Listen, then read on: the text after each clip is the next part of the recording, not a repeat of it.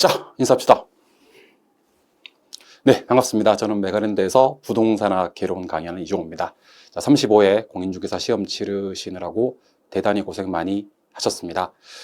일단 이번 시험은 이제 1차 같은 경우는 부동산학 개론은 전반적인 난이도가 작년보다는 조금 쉽게 출제가 된 게 아닌가 하는 생각이 듭니다. 간단하게 총평부터 한번 말씀드리고 해설 강의 빠르게 이어가 보도록 할게요. 자, 이번 시험은 이제 최근 5개년 출제 중에서는 다소 좀 쉬운 평이한 난이도로 판단이 됩니다. 물론 개인차가 좀 있을 수 있습니다. 나는 어려웠는데 라고 생각하시는 분들이 계시겠지만 일단 작년 기준으로 봤을 때는 한 4문제 정도는 난이도가 좀 낮아졌다라고 판단이 되고요. 특히 난이도 상문제가 9개 정도, 그리고 하문제가 12개, 거의 절반 정도가 중문항 정도로 출제가 되어서 난이도 상을 다 날린다 하더라도 80점 정도 맞는 데는 크게 지장이 없었던 그런 시험이다라는 판단이 듭니다. 일단 여러분들이 많이 부동산학 개론에서 궁금해하시는 게 계산 문제인데요. 계산 문제는 9개 출제되었습니다. 9개. 계산 문제도 완전 극명합니다. 쉽게 풀 수 있는 계산 5개. 거의 뭐 1분 절대로 안 걸리게 한 3, 40초 만에 풀 수 있는 계산 문제가 한 5개, 조금 시간이 걸리는 문제가 한 3개, 한 문제 정도는 조금 어렵게 출제가 되었다라는 느낌이 듭니다. 난이도 그 절반 정도로 풀 수 있는 그런 난이도였다라고 생각하시면 되고, 공법 관련되는 문제가 2문제 나왔고 세법 관련되는 문제가 1문제 정도 출제가 되었습니다만, 그럼에도 불구하고 이렇게 부동산학 개론실에 다 수업했던 내용들이기 때문에 크게 무리는 없었지 않았나 하는 생각이 들어요. 투자론 비중이 원래 한 8개, 최소 5개 정도 출제가 되다가 좀 줄었고요. 총론하고 개발론 문항이 한 1개씩 좀, 그리고 감정평가론 쪽에서 한 문제씩 좀 늘었던 그런 경향이 있습니다. 하지만 투자론이 줄었던 그 다음에나 그 다음에는 투자론이 또 많이 출제되는 경우가 있기 때문에 36회를 대비하는 여러분들은 투자론 이번 시험이 적게 나왔다고 해서 절대로 적게 나왔으니까 좀 등한시해도 되겠지, 이런 느낌으로는 공부하지 않으셨으면 좋겠습니다. 36회 학습 전략을 보기 전에 이번 시험에서 가장 특이할 만한 점을 좀 알려드리고 싶어요. 일단 감정평가사. 우리 부동산학을 시험으로 치르는 과목으로 치르는 시험이 2가지가 있습니다. 공인중개사와 감정평가사인데, 공인중개사에서는 부동산학 개론 이렇게 표현을 하고, 감정평가사 시험에서는 부동산학 원론이라고 하는데, 부동산학 원론, 감정평가사 시험에 부동산학 원론 쪽이 상당히 많이 출제가 되었습니다.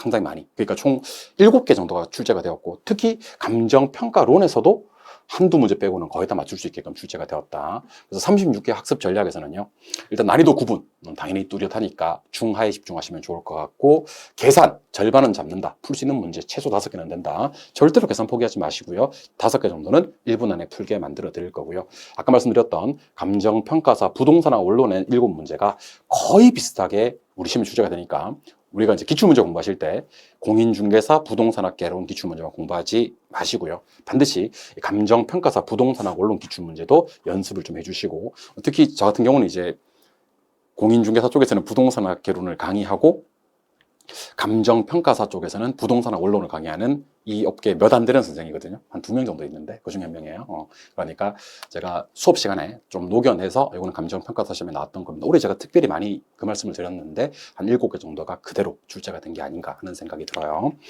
출제 문항수를 좀 말씀드려 보도록 하겠습니다. 출제 문항수. 문항수는 여기부터 좀 보도록 하겠습니다. 오케이. 일단 총론에서 5개 정도 출제가 되었죠. 총론 5개, 그 다음에 경제론 5개, 시장론 4개, 정책론 5개. 이까지는 똑같은데 투자론이 좀 적게 출제가 되었고, 금융론, 개발론이 좀 많이 출제가 되었고, 감정평가론이 좀 많이 출제가 되었습니다. 그래서 좀 특이할 만한 파트를 좀 알려드리면, 특이할 만한 점은 이렇게 수요 공급, 우리 투자론에서 한 5개 준 게 여기 한 2문제 붙은 것 같고요. 여기 각각 한 1문제씩 붙은 것 같아요. 줄었던 만큼 나머지 총론 파트나 나머지 개발론이나 감정평가론 쪽에 붙은 것 같다. 세부 출제 문항 내용은 여러분들이 혹시 필요하시면 제가 시험에 나왔던 거 다 한번 체크를 해봤거든요. 캡처를 한번 해보세요. 일단 총론 경제론에서는 이 정도 나왔습니다. 캡처. 그다음에 시장론과 정책론은, 시장론부터 먼저 캡처하실까요? 캡처하시고, 정책론도 이렇게 좀 캡처해 주시면 좋을 것 같아요. 시장 정책 한꺼번에. 그다음에 투자하고 금융 역시 한꺼번에 뭐 이렇게 캡처를 하셔가지고 아 이렇게 나왔구나 한번 이렇게 한번 보시면 좋을 것 같고요. 마지막으로 개발론하고 감정평가론, 개발론하고 감정평가론도 캡처 하셔가지고 한번 보시면 좋을 것 같습니다. 이렇게. 그래서 이제 이번 시험은 뭐 그렇게 어려웠던 시험은 아닌 것 같고요. 오늘 제가 수업하는 내용은, 강연한 내용은 해설 강의가 아닙니다. 해설 강의 아니고 이런 거 시험에 나왔습니다라고 이렇게 좀 체크해 드리는 그런 시간이니까요. 이렇게 해설 강의가 궁금하신 분들은, 그리고 36회를 대비하시는 분들은 36회 정상적인 기출 문제를 수강하셔야 됩니다. 시험 보셨던 분들이 이런 문제 나왔지라는 걸 확인하라는 그런 측면의 영상이니까요. 혹시 이걸 가지고 36회를 대비하겠다 그렇게 접근하시면 안 될 것 같아요. 자, 그러면 빠른 해설 시작해 보도록 하겠습니다. 자, 1번 문제. 상당히 쉬웠던 문제인데 1번 문제. 토지 특성 관련된 문제입니다. 먼저 1번. 부동성 때문에 외부 효과가 발생하지 않는다. 발생하죠. 발생한다라고 해야 됩니다. 2번은 개별성 때문에 거래 사례를 통한 지가상장이 어렵다라고 해야 되고요. 부증성, 진짜 많이 썼죠. 토지는 공급이 돼야 안 돼요? 라고 물으면 부증성 때문에 물리적 공급은 뭐 당기고 나발이고 완전 비탄력적, 불가능하고요. 용도의 다양성 때문에 경제적 공급은 얼마든지 증가될 수가 있다고 끝내야 됩니다. 예, 많이 했었습니다. 그래서 토지는 공급이 돼야 안 돼요? 라고 물으면 부증성 때문에 물리적 공급은 안 되지만 용도의 다양성 때문에 경제적 용도적 공급은 쌉 가능하다. 이렇게 기억을 하자 그랬죠. 영속성, 너무 많이 했죠. 이거 영속성 때문에 감가상각 배제된다. 고려하는 게 아니고 배제된다. 할 필요가 없다. X라고 했던 거 기억을 하셔야 될 것 같습니다. 이번 상당히 쉽게 출제가 되었던 문제, 정답은 4번이 되는 그런 문제가 되겠네요. 2번 문제. 이번 문제는 살짝 함정이 좀 있었던 것 같습니다. 자, 우리 토지의 용도에 따라서 이름을 정하거든요. 용도. 근데 이 용도가 여러 개 있으면 주된 용도에 따라서 이름을 정하고요. 한 필지에는 반드시 하나의 지목이 설정이 됩니다. 우리는 이것을 1필, 일목주의, 주지목, 추종의 원칙, 뭐 이런 얘기를 했었습니다. 이거 사실 지적법칙 안에 얘기하는 거죠. 공간정보 구축 및 관리에 관한 법률에서 하는 얘기인데. 그래서 주된 용도에 따라서 지적 공부에 등록하는 거, 등록만 보고 필지하신 분들이 꽤 많이 계시던데요. 요게 지목의 정의예요. 주된 용도에 따라 토지의 종류를 구분하여 지적 공부에 등록하는 지적 제도 용어는 지목입니다. 그리고 토지 위에 건축물이 없는 토지는 나지이며, 나지이면서 지목이 될 때만 나대지라는 표현을 쓰는 거니까 나대지라는 표현은 쓸 필요가 없고 답은 2번이 되는 그런 문제가 됩니다. 3번 하신 분들은 조금 아깝네요. 그죠? 주된 용도에 따라 종류를 구분해서 지목에 등록하는 것은 지목이라고 해야 됩니다. 답은 2번. 3번은 많이 했었죠. 우리 다세대 주택은 몇 개층 이하이면서 4개층 이하이면서 660 이하 이게 보통 많이 나왔었는데 바닥 면적 기준입니다. 바닥 면적. 그래서 바닥 면적 기준이고 4개층 이하라고 해야 되기 때문에 답은 4번입니다. 우리 주택에 분류해서 층은 한 개도 없어요. 전부 다 5개층, 4개층, 3개층, 계층을 얘기하는 거지. 층을 얘기하는 건 잘못된 거죠. 이건 틀린 사람 없죠? 네, 답은 4번이 되는 그런 문제가 됩니다. 4번 문제. 정말 좀 어려웠던 문제였습니다. 등기로 소유할 수 있는, 소유권을 공시할 수 있는 거 그랬는데, 우리 중부동산 8종 혹시 기억납니까? 자동차, 건설기계, 항공기, 선박, 공장재단, 광업재단, 업건, 임목, 이런 거 있었습니다. 그죠? 근데 우리 기계 종류 중에서는요, 전부 다 등록합니다. 자동차, 건설기계, 항공기, 싹 다 등록. 기계 종류 중에서 등기하는 것은 선박이 유일한데요. 요거는 보통 이제 우리가 몇 톤 이상을 보냐면 20톤 이상의 기관으로 움직이는 기선, 돛담배, 돛으로 움직이는 범선, 이렇게만 20톤 이상만 등기하고요. 자생 항행 능력은 없고 다른 배에 질질 끌려다니는 부선이라고 있거든. 걔들은 100톤 이상인데 부선은 시험에 잘 안 나오고요. 20톤 이상의 선박, 기선, 범선만 기억하시면 돼요. 그리고 공장재단, 광업재단 당연히 등기하고요. 임목은 수목의 집단이어야 돼요. 수목의 집단만 임목에 관한 법률에 의해서 소유권 보존 등기를 받을 수가 있지, 하나의 나무 이렇게 해서는 좀 곤란하다는 생각을 하셔야 됩니다. 그 외에 어업권 이런 것들은 등록합니다. 그래서 여기서는 선박이란 말도 안 좋네 진짜. 나빠요. 기선, 선박을 얘기하는 거고요. 25톤이니까 20톤 이상의 선박 요것만 돼요. 덤프트럭, 건설기계 안 되고요. 항공기 안 되고 한그루 수목 이런 거 안 됩니다. 수목의 집단일 때 등기 방법으로 공시할 수 있습니다. 임목에 관한 법률에 규정이 그렇게 돼 있습니다. 그래서 조금 어렵던 문제. 여기 이제 아까 제가 살짝 언급했었던 감정평가사 시험에서 그대로 나왔던 문제였습니다. 사실은 답도 거의 유사하게 그대로 나왔던 그런 문제였습니다. 평가사 쪽 저랑 연습하셨던 분들은 아마 풀 수 있지 않았겠나 하는 생각이 들기는 합니다. 답은 1번. 5번으로 갑니다. 5번은 도시개발 사업 중에서 이 두 가지 방식, 수용 방식하고 환지 방식하고 어느 방식이 요 장단점, 우리 연습했던 거 기억나시죠? 네, 장단점. 어느 방식이 제가 요거 하면서 이런 얘기 드렸었어. 이번 시험에 수용 방식과 환지 방식의 장단점이 시험에 뜬다면 우리 시험의 퀄리티가 좀 높아지지 않겠나, 뭐 이런 얘기도 드렸었습니다. 이게 평가사 시험에 나왔던 그런 문제라 그랬죠. 누가 추진력이 있고 삽이 좀 이렇게 간단하냐면요. 수용 방식은 뭐 거침이 없어요. 빨리빨리 진행됩니다. 근데 환지 방식은 뭐 좀 해야 되면 동의받아야 되고 막 그렇게 해서 토지 소유자들 조합들이 하는 거니까 사업이 좀 지연될 가능성이 있다 그랬죠. 추진력 있는 사업은 수용이다. 수용이 제일 절차가 간단하다고 얘기했었습니다. 그런데 5번 지문에 가시니까 이런 말이 나왔네, 드디어. 주어 찾습니다. 환지 방식은 동의를 받아야 하는 횟수가 적고 절차 간단하다. 아니죠.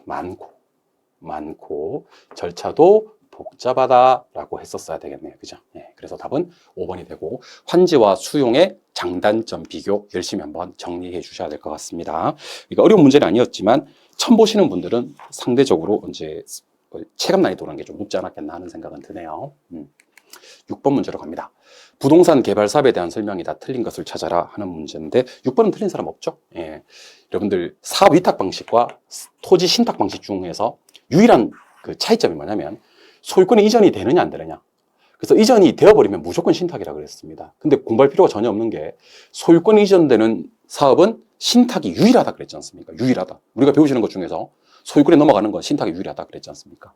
그래서 둘의 차이점으로 봐야 됩니다. 공통점이 아니라 차이점이 소유권이 이전되는 것은 누구한테만 신탁 개발에서만 이루어지는 거다. 소유권 이전 자체가 기억을 하시기 바랍니다. 답은 5번이고 신탁만 소유권 이전된다는 것은 제가 제배에서 1000번 정도 나갔을 거예요. 진짜입니다. 저는 가슴에 손을 얹고 1000번 정도 얘기했던 그런 내용이 되겠네. 답은 5번이 되겠고 7번 한 문제 서비스로 주는 문제죠. 포피는 P 뒤에 L이나 R이 나온다 그랬죠. P 뒤에 L이나 R. 형용편으로 하니까 좀 그렇네. 글자로 하십시다. P 뒤에 L. 플레이스, 프로덕트, 프라이스, 프로모션. 이렇게 해서 프라이스, 프로덕트, 플레이스, 프로모션 이렇게 봐야 되겠죠. 포지셔닝은 STP 전략으로 봐야 되고요. 동반자 관계는 와이프, 남편을 갖다가 이제 우리 파트너십 본인 남편이 동반자, 본인 와이프가 동반자지 여기 와서 이러시면 안 됩니다, 여러분들. 포피에 와서 파트너십을 따지고 막 그러면 안 됩니다. 우리는 플레이스, 프로덕트, 프라이스, 프로모션 이렇게 네 가지가 포피다라고 얘기를 하시면 되고 여기 나와 있는 포지셔닝은 차별화 정책은 포피 아니고 STP 전략이고 파트너십은 와이프, 남편을 우리는 파트너십의 관계로 정으로 사는 관계죠, 그죠? 와이프 보고 있나? 그러니까 답은 기역, 니은, 디귿, 미음. 기역, 니은, 디귿, 미음. 정답 2번이고, 뭐, 찾는데도 다 찾는 것까지 해서 10초 컷이 가능해야 되는 그런 문제입니다. 아마 문제 푸시면서, 얼굴에 미소가 이렇게 머금어지지 않았겠느냐. 그런 생각이 들어요. 8번 문제로 갈게요. 8번 문제는 균형입니다. 이번 시험은 균형 두 문제 나왔습니다. 하나는 계산 문제, 또 하나는 이론 문제가 나왔는데, 여기 보세요. 동일하다가 두 개나 나왔어요. 동일하다 두 개. 그래서 제가 수업 시간에 우리 부동산 학에는 예전부터 전해져 내려오는 3대 불변이 있는데 하면서 뭐 같다면 했던 거 많이 했었었고 나머지는 이제 여기 보니까 큰 경우 그리고 큰 경우 이렇게 나왔습니다.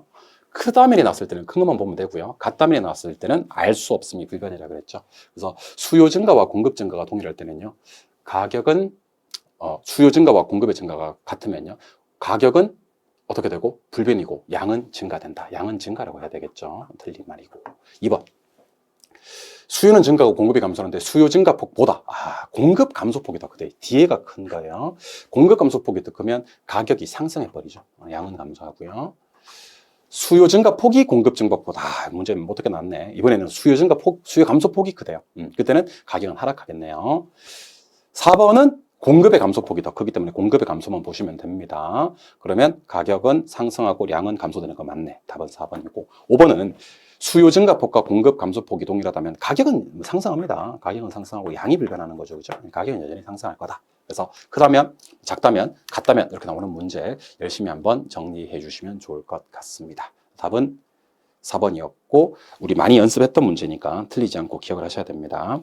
9번 문제. 9번 문제는 계산 문제인데 수요의 가격 탄력성과 교차 탄력성 콜라보 문제고요. 그 유명한 전체 수요량의 변화를 묻는 문제입니다. 전체 변화율. 가격이 2% 상승했는데 가격 탄력성이 0.9예요. 그럼 2.9 하면 마이너스 1.8 하시면 됩니다.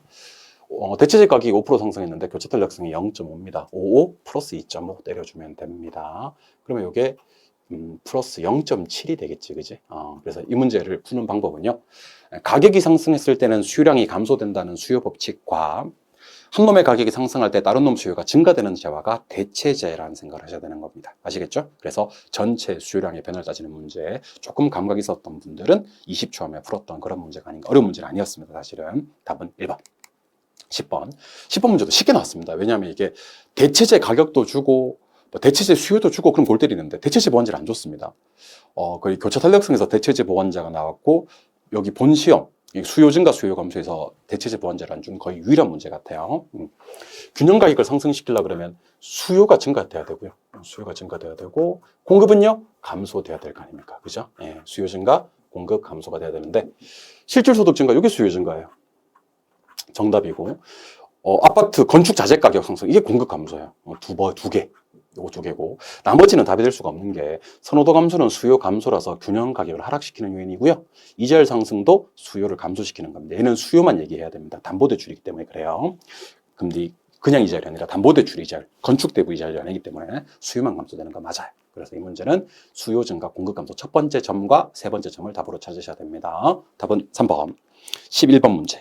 11번 문제는 뭐만 하시면 되느냐면 4분의 1이 0.25예요 하는 거랑 2분의 3이 1.5예요. 이런 사태가 벌어질 줄 알고 우리는 부단히도 많이 연습을 했었습니다. 뭐 4분의 1은 0.25, 5분의 1은 0.2 분수를 소수로 바꾸는 연습. 그래서 시험지에다가 이렇게만 표현할 수 있었으면 900-P는 100 플러스 2.5P 100 플러스 2.5P 4분의 1이니까 아니 0.25P구나. 미쳤나 보다. 제가 살짝 미쳤나 봐요. 여러분들 미안합니다. 0.25P.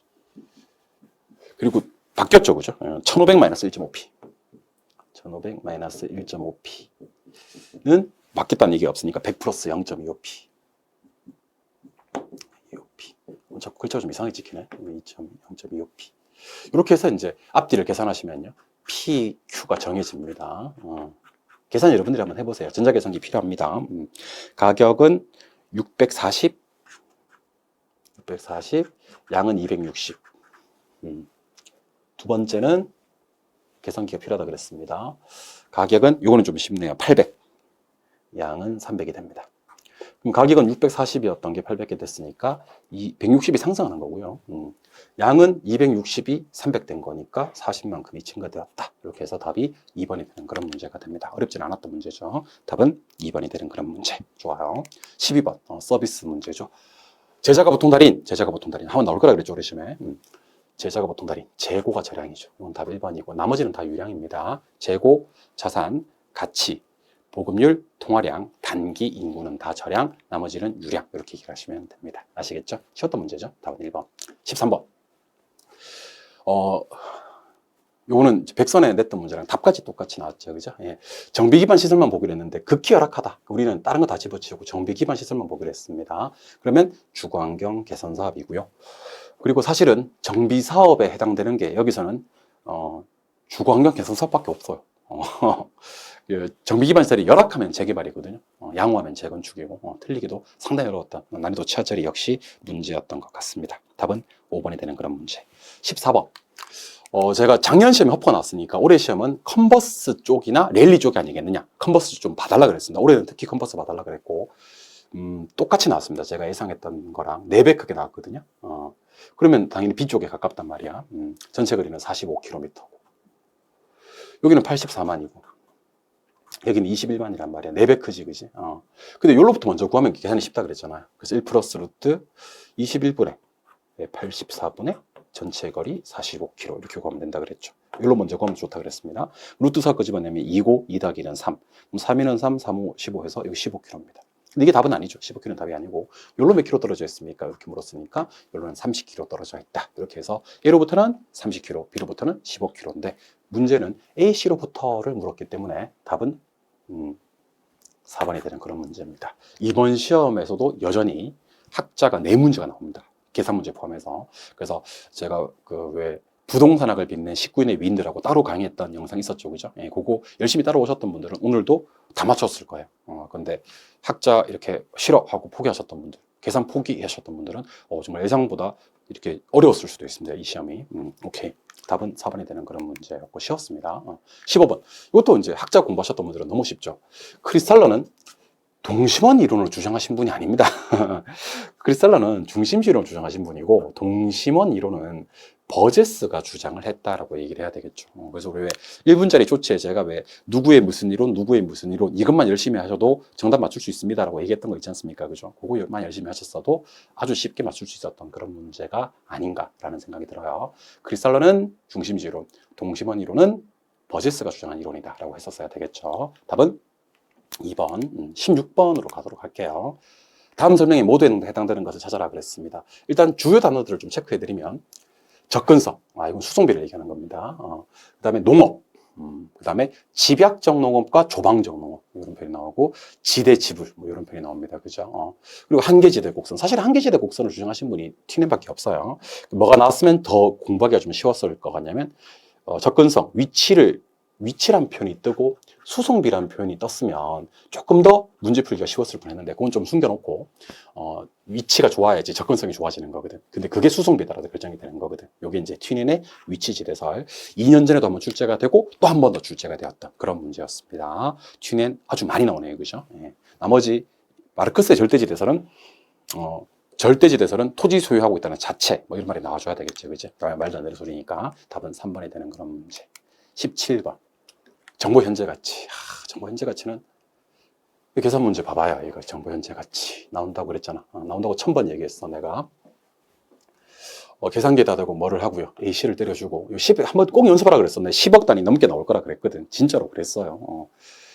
14억 3천만 원 계산기에 찔 수 있어야 된다 그랬습니다. 14억 3천만 원 빼기 8억 8천만 원 곱하기 안 들어서 확률을 곱해야 되겠죠. 40% 나누기 1.1 2년도 아니야 1년이야 는 하고 끝나는 문제입니다. 답은 2억 원 이렇게 나오는 그런 문제거든요. 상당히 쉬웠던 문제였고 아마도 제대로 공부하셨던 분들이라면 얼굴에 미소를 머금으면서 풀지 않았겠느냐.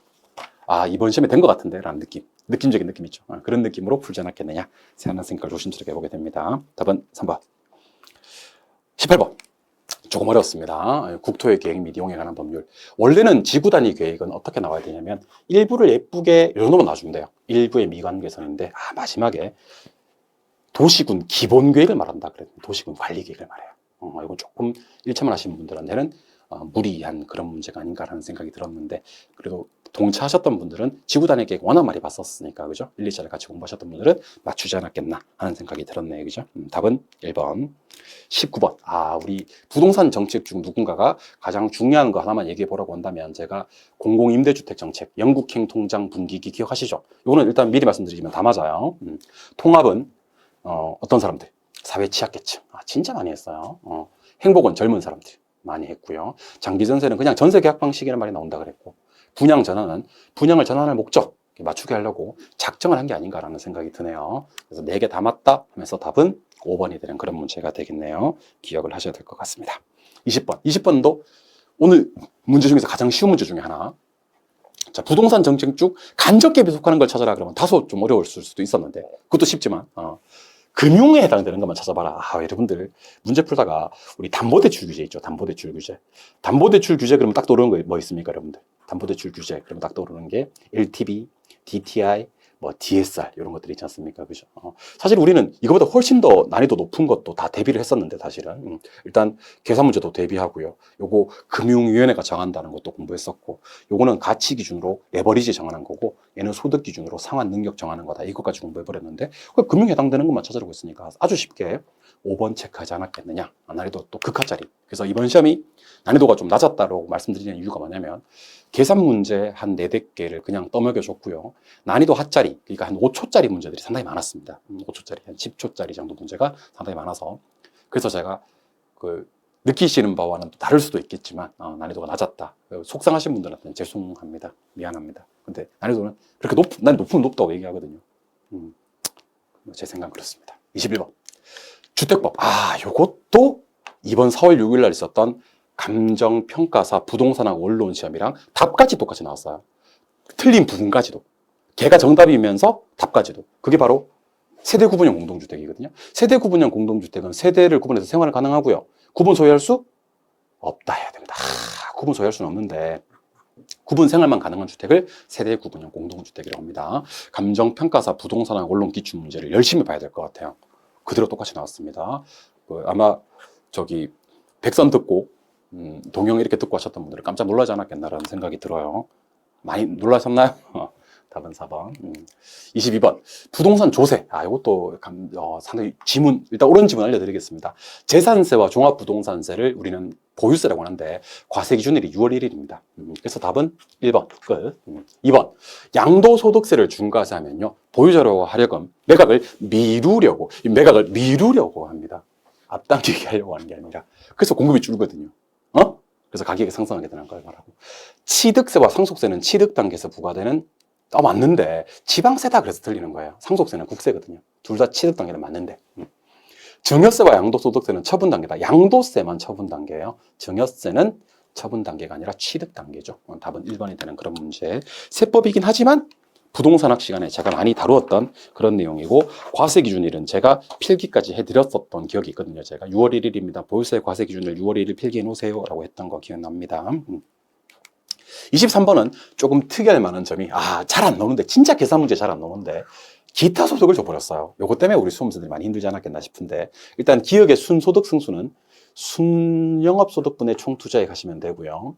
니은의 세전 승수는 세전 현금 흐름분의 지분 투자액 하시면 되는 그런 문제입니다. 니은은 세전 현금 흐름분의 지분 투자액 이렇게 하시면 되는 그런 문제입니다. 자, 가능 총소득에서 기타 소득도 있으니까 어쩔 수가 없어. 가공기 하고 유형순하고 부세영세 이렇게 해야 될 것 같아요. 방법이 없단 말이에요, 이 문제는. 그러면 가능총소득 7천에다가 일단 공시로 500 빼고요. 조심하셔야 됩니다. 기타소득 100을 더 해야 돼. 그래서 이게 6,500이 아니고 6,600이 됩니다. 영업경비는 요게 다 영업경비예요. 여기 유지수선비와 용역비, 재산세, 직원인건비 다 합치면 600만 원이 됩니다. 그럼 순영업소득 6천만 원이고 부채 서비스액 촌내가 1,500만 원. 그럼 여기 이제 4,500만 원이 됩니다. 여기서 좀 중요한 건 하나 있지. 부동산 6억짜리인데 그중에 40%를 대출을 받았대요. 그러면 60%는 자기 돈이거든요. 지분 투자 금액이 3억 6천만 원이라는 결론이 나옵니다. 이게 지분이에요. 그럼 순분의 총이니까 순은 아까 6천, 총은 아까 6억. 그중에는 10이고 세전분의 지분, 세전이 아까 얼마였지? 4,500. 요거는 3억 6천. 3억 6천 4,500 나눠주면 정답은 10하고요. 그 다음에 8하고요. 해서 답은 4번이 되는 그런 문제가 됩니다. 어렵다기보다는 조금 이제 순발력을 요하는, 그래서 연습 이것도 시간 내에 많이 하셨던 분들은 많이 어렵지 않게 해결할 수 있지 않았겠나라는 생각은 들어요. 오케이. 24번 많이 놀랬죠. 오늘 나왔던 문제 중에서는 가장 어려울 뻔 했는데 사실은 이 문제는요. 그 윗라인보다는 아랫라인이 훨씬 더 중요한 그런 문제입니다. 그러니까 여러분들은 요게 평균이 수익 얘기하는 거고요. 표준편차가 위험 얘기하는 거거든요. 요것만 보셔도 사실은 문제 푸는 데는 지문 4개 정도 해결하는 데는 지장이 없어요. 가볼까요? 1번. A와 B는 기대 수익률이 똑같다. 기대 수익률, 수익이 똑같아요. 같네. 낙관적 시장 전면에서는 D가 수익이 가장 높다. 낙관 중에서 가장 수익이 높은 건 D가 맞습니다, 여러분들. CD는 동일한 위험을 가진다. 여러분들 이게 위험이란 말이야. 근데 CD는 위험이 다르잖아. 얘가 위험이 더 크잖아. 그래서 답은 3번. 그게 끝나는 거예요. 그리고 평균 분산 지배 원리는 C 자산이 A 자산보다 더 선호된다. 그럴 수밖에 없는 게 C는 수익을 봐도 C가 더 좋고요. 높아서 A보다. 위험을 봐도 얘가 더 좋아요. 위험이 낮아서. 뭘 봐도 C가 더 좋은 투자 대상입니다. 그리고 포트폴리오 기대 수익률은 원래 비중하고 수익률을 곱해서 더하기 때문에 비중 때문에 따라서 결정이 되는 것 같습니다. 제가 수업 시간에 많이 따라해보라 그랬어. 포트폴리오 기대 수익률은 A, B, C의 비중과 수익률을 곱해서 더한다고 했던 문제입니다. 얼핏 보면 엄청 난이도가 높아 보이지만 사실상 그렇게 어려운 문제는 아니었습니다. 위에 건 미끼 상품이었습니다. 사실은 답은 3번. 25번. 부동산 투자 분석 기법에 대한 설명이다. 틀린 것을 찾아라 했던 문제인데 틀린 사람 없죠? 예.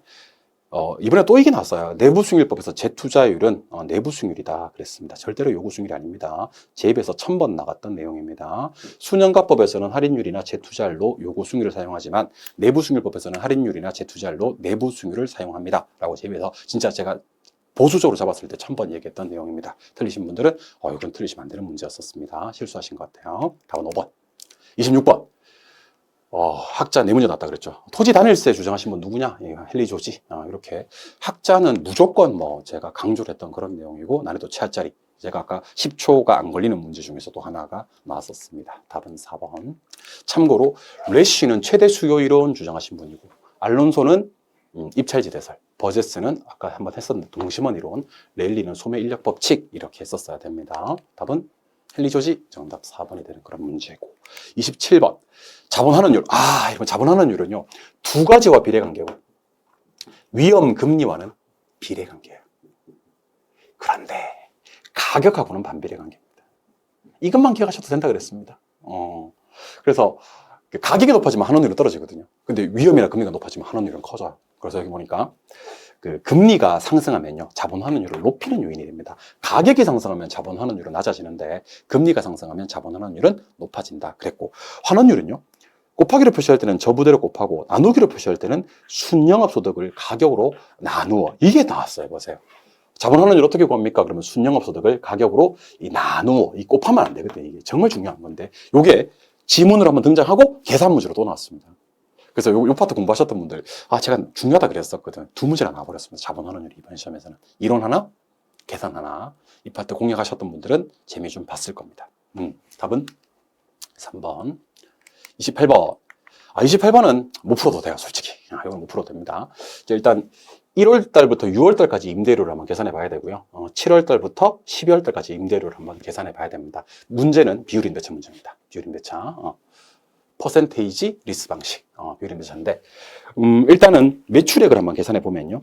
요거는 10만원 곱하기 그냥 300 하면 됩니다. 그러면은 3천만 원이 매출액이고요. 3천만 원, 만원 할게 그냥. 두 번째는 19만 원 곱하기 300 계산기 필요합니다. 그럼 얘는요 5,700만 원이 됩니다. 5,700만 원. 오케이. 근데 둘 다 손익분기점이 얼마냐면 3,500입니다. 3,500. 3,500입니다. 그러면 첫 번째는요 기간 1년 중에서 6달은요 기본 임대료만 내면 돼요. 왜냐면 손익분기점을 초과를 못 했거든요. 두 번째는요 2,200이라는 추가 임대료를 내야 되는 초과분이 생기는 그런 상황입니다. 그래야지 5,700이 되니까. 기본 임대료를 계산하면요 기본 임대료는 5만 원 곱하기 300 때려주고, 조심하셔야 됩니다. 5만 원 곱하기 300 때려주고 꼭 6개월을 때려줘야 됩니다. 6개월치거든. 요거는 월 기준이거든. 그래서 요게 아마 계산해 보면 9천만 원 나올 거예요. 9천만 원 이렇게 나올 거고, 기본만 내면 되니까. 얘는요 여기다가 10% 추가해야 돼. 그러면 얼마냐면 220이거든. 220. 아까 기본이 요거는 10% 추가니까 200. 요건 기본이 아까 1,500이라 그랬지, 그지? 여기다 곱하기 또 6을 때려줘야 돼. 예. 그래서 요게 아마 1억 3,200이 될 겁니다. 1억 320. 죄송합니다. 1억 320. 두 개 더하면 1억 9,320. 이렇게 해서 답이 2번이 되는 그런 문제가 됩니다. 6개월을 꼭 해준다라는 느낌이 좀 중요할 것 같아요. 아시겠죠? 네. 그래서 위에는 기본만 내고 밑에는 추가를 더 내는데 둘 다 6개월 월일 임대료를 계산했으니까 임대료 할게니까 6을 꼭 해줘야 되는 그런 문제입니다. 좀 그래? 좀 어시기하네. 답은 2번이 되는 그런 문제. 근데 이것도 올해 4월 6일 날 있었던 감정평가 시험에 그대로 나왔던 그런 문제입니다. 29번 잘 안 나오는 문제인데 최근에는 나왔네. 일단 5천만 원의 기존 대출금 있고, 보세요. 주택가격 5억, LTV 70%, 57에 3억 5천. 빌릴 수 있어요? 없어요? 잠깐 보류. 소득 6천, DTI 60, 3,600. 얘를 0.1로 나눠주면 3억 6천이 되거든요. 둘 중에 작은 숫자가 답이 된단 말이야. 그래서 답은 일단 3억 5천이고, 5천만 원의 기존 대출금이 있었으니까 그거는 까고 추가로 대출이 가능한 금액은 3억이 되는 그런 문제입니다. 계산 문제 중에서도 아까 5개 풀 수 있다고 했던 거, 아주 쉽게 풀 수 있다고 했던 것 중에서 하나가 되는 그런 문제입니다. 30번도 난이도 극하짜리 문제고요. 사실은 요 직접 관리하고 자치 관리가 같은 말이에요. 이게. 그래서 위탁 관리가 답이 될 수밖에 없는 그런 문제입니다. 대형 전문? 뭐 이런 말이 나왔기 때문에 난이도 극하짜리 그런 문제가 아닌가라는 생각이 드네요. 답은 2번. 31번. 고정금리 대출. 요거는 죄송합니다. 요거는 죄송한 게 아니고, 요거는 두 글자를 못 봤으면 틀리는 거야. 만기 일시상환 대출은요, 상환기간 내내 이자만 갚는 방식입니다. 이자만. 원금만 갚는 방식이 아니고, 원금은 제목에서 알 수 있듯이 만기 일시불로 변제하는 방식입니다. 기억 틀리고, 니은, 디귿, 리을이 다 맞습니다. 최정식은 초기에 적게 갚고 나중에 많이 갚는 방식 맞고요. 이 거치기간이라는 표현이 무슨 말이냐면, 이자만 내는 기간이에요. 그러면 이 기간 동안에는 뭐가 안 까져? 잔고가 한 개도 안 까졌단 말이야. 결국 원금 균등이든 원리금 균등이든요, 나중에 총액도, 돈을 내야 되는 총액도 증가될 수밖에 없습니다. 잔금이 안 까지는 기간이 있기 때문에 그렇습니다. 그리고 꼭 나오는 게 뭐라 그랬어요? 가중평균 상환기간 듀레이션 나올 거라 그랬죠? 예. 제목이 원리금 균등이 주어예요. 원리금 균등은 더 길 수밖에 없다. 원금 균등이 가장 짧으니까. 그래서 제가 수업 시간에 최근에는 만기 일시상환 방식도 좀 봐주셔야 됩니다. 그리고 듀레이션은 꼭 최근 추세에서 나옵니다 라고 많이 예측을 했던 그런 문제였습니다. 놀라지 않았던 그런 문제였던 것 같고요. 답은 4번이 되는 그런 문제가 되겠네. 32번. 한국주택금융공사 좀 어려웠습니다. 이건 좀 어려웠습니다. 답이 아닌 걸 골라내서 다시 역산을 해서 답을 찾으셔야 되는 그런 문제입니다. 기준 가격이 아니라 공시 가격이고요. 15억이 아니라 12억이었죠. 2번은 건너뛸게요. 3번. 배우자가 승계되지 않는다고 했는데 배우자가 승계를 받을 수가 있어요. 생활자금은요. 그 다음에 주거용 오피스텔은 당연히 가입할 수 있다라고 해야 되고요. 그리고 당연히 연금을 받을 권리는 양도로부터 양도 압류할 수 없고요. 그래서 이게 좀 제가 좀 신경 못 썼던 부분인데, 주택연금은 대부분 저당권 설정 방식이지만 신탁 등기 방식도 있긴 합니다. 그걸 물은 것 같은데 이거는 조금 그러네요. 답이 일단 2번이다 하는 것만 기억하시고, 주택연금을 난이도 좀 상으로 냈던 그런 문제였습니다. 이 부분은 좀 어려웠네요. 죄송합니다. 그 다음 33번. 33번 자기관리 부동산 투자회사의 자산운용 전문 인력. 우리 3호 3종 세트가 있는데, 공인중개사 5년, 감정평가사 5년, 부동산 관련 석사학위 이상 소지자 3년. 진짜 많이 했던 겁니다. 제 입에서 1000번 나갔습니다. 5년 했었어야 되는 겁니다. 답은 니은, 리을 두 개밖에 없네요. 답은 3번이 되는 그런 문제. 제 입에서 1000번 이상 나갔던 그런 내용입니다. 많이 했었고. 34번. 34번은 MBB에 대한 설명이다. 옳은 것을 찾아라. MBB는 전부 다 발행자가 다 가져가거든요. 발행자, 발발발 그래야 되니까. 그래서 답이 5번이에요. 투자자는 뭐 채무 불이행 위험이든 조기상환 위험 부담이든 하지 않습니다. 발행자가 다 하니까. 그 다음에 나머지들은 전부 다 NPTS에 대한 설명입니다. 이것도 NPTS고, 초과 담보를 MBB는 제공하거든요. 제공하는 게 일반적이다라고 해야 되고, 투자자 입장에서 불확실성이 크고 안정적이지 못한 것도 NPTS입니다. 그러니까 나머지들은 그냥 다 집어치우고 다 NPTS다 이렇게 해버리면 될 것 같습니다. 답은 5번이 되는 그런 문제. MBB가 제일 중요하다고 제가 얘기했던 거 혹시 기억나십니까? MBB 하나만 본다면 MBB 봐야 된다. 답은 5번. 35번 문제. 감칙입니다. 감칙. 답은 1번인데 제일 중요한 말이 규정된 내용입니다. 자, 기준 시점은 가격 조사를 완료한 날짜거든요. 근데 미리 정했을 때는 그 날짜로 해야 된다가 아니고, 가격 조사가 가능한 경우에만 반드시 나와야 됩니다. 그게 그렇게 규정이 되어 있거든. 그 날짜를 기준점을 정할 수가 있다. 이런 표현이 나왔어야 됩니다. 가격 조사를 완료한 날짜는 맞는데 미리 정했을 때는 가격 조사가 가능한 경우에만 기준 시점을 할 수가 있다라는 표현이 반드시 나와야 됩니다. 답은 1번이고, 나머지 뭐 다른 규정, 일괄평가, 구분평가, 부분평가 등은 너무 많이 했던 내용이라서 자세한 설명은 생략하도록 하겠습니다. 36번 문제.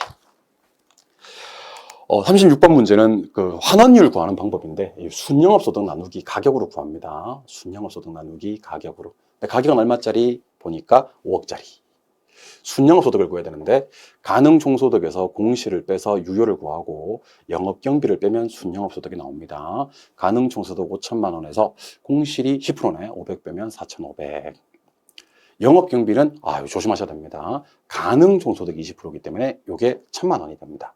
이게 3,500이 되겠죠. 끝났어요, 여러분들. 그래서 57에 35 이거 구하라는 얘기예요. 그래서 7% 답은 1번이 되는 그런 문제입니다. 그러니까 그 환원율을 구할 때는 계산 문제는 두 개밖에 없다 그랬죠. 나누기 아니면 곱하기인데, 곱하기가 나올 가능성이 저는 좀 높다고 판단했는데 평가 다시면 곱하기가 나왔거든. 나누기로 나와버렸네. 순영업소득 나누기 가격. 쉬웠던 문제였습니다. 답은 1번. 37번은 이 문제 쉽긴 했는데 일단은 면적을 동그라미 좀 치고 갈게요. 면적 요 200하고 100입니다. 그리고 주거 지역에 있다는 걸 꼭 명심하셔야 됩니다.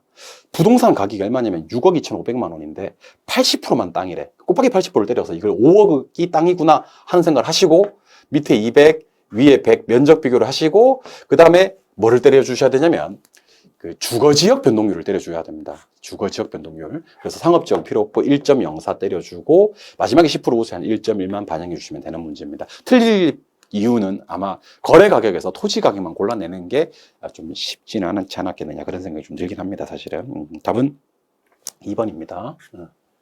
38번 문제로 갈게요. 원가법에서 제조달 원가를 설명한 것이다. 틀린 것을 찾아라 그랬는데 답이 3번입니다.